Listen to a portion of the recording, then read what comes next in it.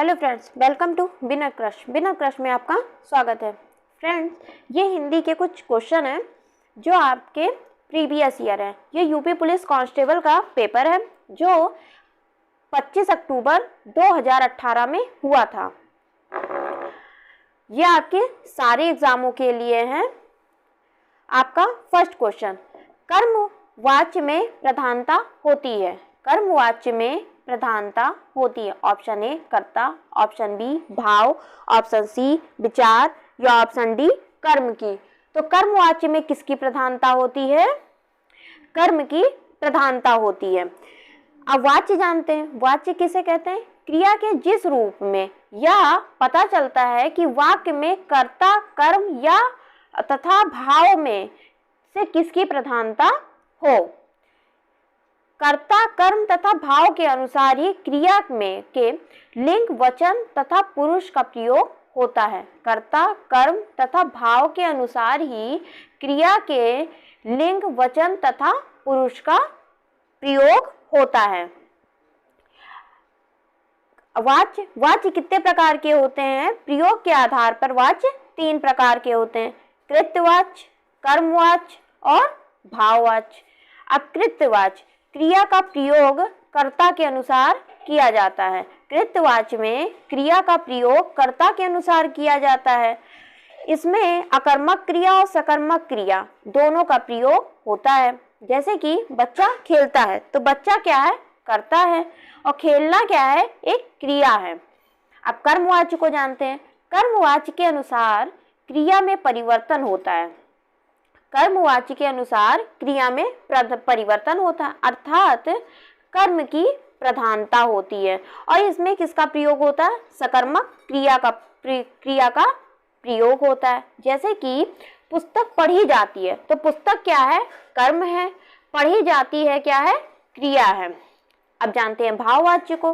भाववाच्य कर्ता तथा कर्म को छोड़कर भाव की प्रधानता होती है। इसमें कर्ता और कर्म को छोड़कर किसकी प्रधानता होगी? भाव की प्रधानता होगी। इसमें भाववाच्य में अकर्मक क्रियाओं का प्रयोग होता है। जैसे कि कहा जाए, उदाहरण में तोते से उड़ा नहीं जाता है, तो तोता क्या है? एक कर्ता है।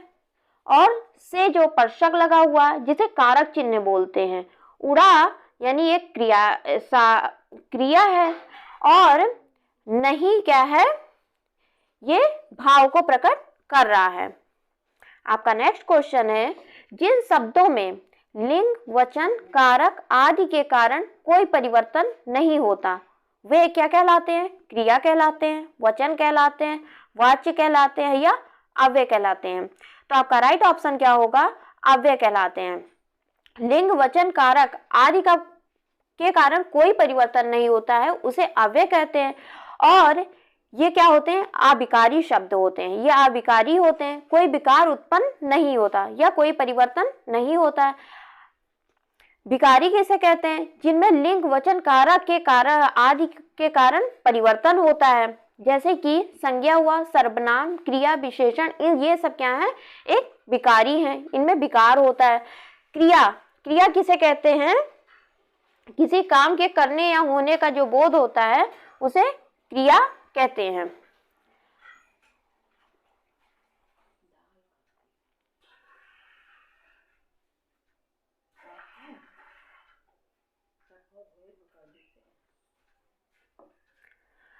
आपका नेक्स्ट क्वेश्चन है, इस विराम चिन्ह का नाम बताइए। ऑप्शन ए पूर्ण विराम, ऑप्शन बी प्रश्नवाचक, ऑप्शन सी अल्प विराम या ऑप्शन डी योजक चिन्ह। तो आपका राइट ऑप्शन क्या होगा? आपका राइट ऑप्शन होगा कि इसे क्या कहते हैं? प्रश्नवाचक कहते हैं। ये क्या है? प्रश्नवाचक चिन्ह है। योजक चिन्ह ऐसे लगा हुआ होता है। अल्प विराम जिसे इंग्लिश में कॉमा कहते हैं, पूर्ण विराम या जिसे फुल स्टॉप कहते हैं। आपका नेक्स्ट क्वेश्चन है, मुहावरे अपना सामान्य अर्थ न देकर कौन सा अर्थ प्रकट करते हैं? ऑप्शन ए विशेष, ऑप्शन बी विपरीत, ऑप्शन सी पर्याय, ऑप्शन डी असामान्य। तो मुहावरे क्या कहते हैं, एक विशेष अर्थ प्रकट करते हैं। जैसे आपका नेक्स्ट क्वेश्चन है, एक पंथ दो काज लोकोक्ति का अर्थ क्या होगा। ऑप्शन ए एक काज होना, ऑप्शन बी लाभ ही लाभ होना, ऑप्शन सी एक काम से चार लाभ होना, ऑप्शन डी एक ही काम से दो लाभ होना। तो एक पंथ यानी एक काम हुआ हो और उससे दो प्रकार के लाभ हुए हों। तो ऑप्शन ए, ऑप्शन डी आपका क्या होगा, राइट ऑप्शन होगा। आपका नेक्स्ट क्वेश्चन है, हास्य का अस्थाई भाव क्या होगा। हास्य का अस्थाई भाव क्या होगा। ऑप्शन ए हास्य, ऑप्शन बी रति, ऑप्शन सी रौद्र या ऑप्शन डी विभत्स। तो ये रस का अर्थ क्या होता है, आनंद होता है। जिसमें काव्य के में आनंद की अनुभूति होती है उसे क्या कहते हैं, रस कहते हैं। अब श्रृंगार रस, श्रृंगार रस में क्या होता है, रति होता है। श्रृंगार रस को ही क्या कहते हैं, रसराज कहते हैं। करुण रस, करुण रस में क्या होता है, शोक होता है। करुण रस में शोक होता है। वीर रस में उत्साह होता है। हास्य रस में हास्य होता है। और रौद्र रस में क्या होगा, रौद्र रस में होगा क्रोध। विभत्स रस में क्या होगा, जुगुस्सा। भयानक रस में क्या होगा, भय होगा। अद्भुत रस में क्या होगा, आश्चर्य होगा। शांत रस में क्या होगा, निर्वेद होगा। वात्सल रस में क्या होगा, जो बच्चों को माँ के द्वारा प्रेम मिलता है उसे क्या कहते हैं, वात्सलता कहते हैं। तो वात्सल रस का स्थायी भाव क्या होगा, वात्सल होगा। भक्ति रस में क्या होगा, अनुराग होगा। आपका नेक्स्ट क्वेश्चन है, कुंडलियां छंद में कितने चरण होते हैं। कुंडलियां छंद में कितने चरण होते हैं। Option A 10, option B 6, option C 3 या ऑप्शन डी 4। तो कुंडलियां में कितने चरण होते हैं, कुंडलियां में 6 चरण होते हैं। दोहा में कितने चरण होते हैं, 4 चरण होते हैं। और रोला में कितने चरण होते हैं, 4 चरण होते हैं। और कुंडलियां में कितनी मात्राएं होती हैं, 24 मात्राएं होती हैं। कुंडलियां दोहा और रोला के मेल से बनता है। आपका नेक्स्ट क्वेश्चन है, वर्णों की एक से अधिक बार आवृत्ति, एक से अधिक बार आवृत्ति अलंकार में होती है। वर्णों की एक से अधिक बार आवृत्ति किस अलंकार में होती है। ऑप्शन ए उपमा अलंकार, ऑप्शन बी रूपक अलंकार, ऑप्शन सी अनुप्रास अलंकार या ऑप्शन डी श्लेष अलंकार। तो वर्णों में एक से अधिक बार आवृत्ति होती है उसे क्या कहते हैं, अनुप्रास अलंकार कहते हैं। अनु का अर्थ होता है, अनु का अर्थ होगा बार बार और प्रास का अर्थ क्या होगा, वर्ण। अर्थात क्या होगा, वर्णों की आवृत्ति, जहां वर्णों की आवृत्ति बार बार होती है उसे क्या कहते हैं, अनुप्रास अलंकार कहते हैं। जैसे कि उदाहरण में रघुपति राघव राजा राम, पतित पावन सीताराम। तो इसमें रा की आवृत्ति बार बार हो रही है। उपमा अलंकार, उपमा अलंकार में उप धन मां से मिलकर बनता है उपमा अलंकार। उप का अर्थ क्या होता है, समीप या पास, और मां का अर्थ होता है तुलना करना। अर्थात कह सकते हैं दो वस्तुओं या व्यक्तियों को समीप रखकर तुलना करना, उसे क्या कहेंगे, उपमा अलंकार कहेंगे। उपमा अलंकार में उपमेय और उपमान होते हैं। आप जानते हैं उपमेय क्या होते हैं, जिसकी उपमा दी जाए या जिसकी तुलना की जाए उसे क्या कहते हैं, उपमेय कहते हैं। उपमान किसे कहते हैं, जिससे उपमा दी जाए या जिससे तुलना की जाए। जिसकी तुलना की जाए उसे उपमेय कहेंगे। उपमान किसे कहेंगे, जिससे तुलना की जाए।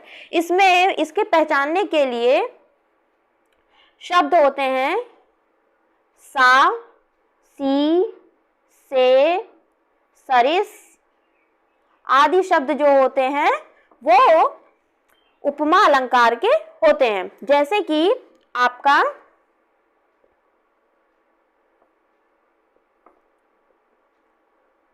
पीपर, पात,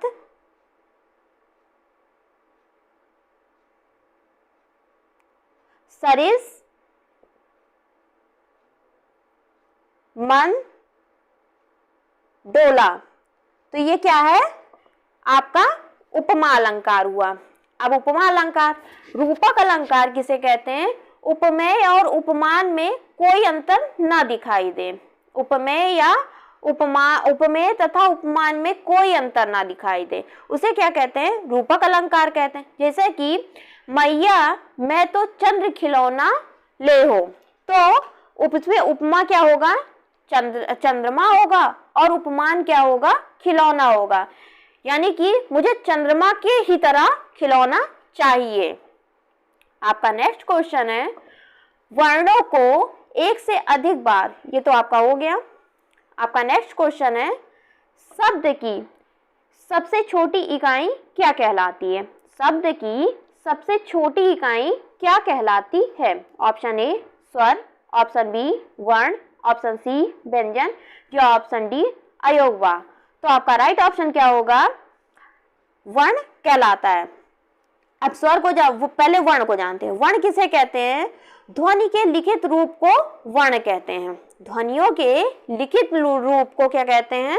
वर्ण कहते हैं।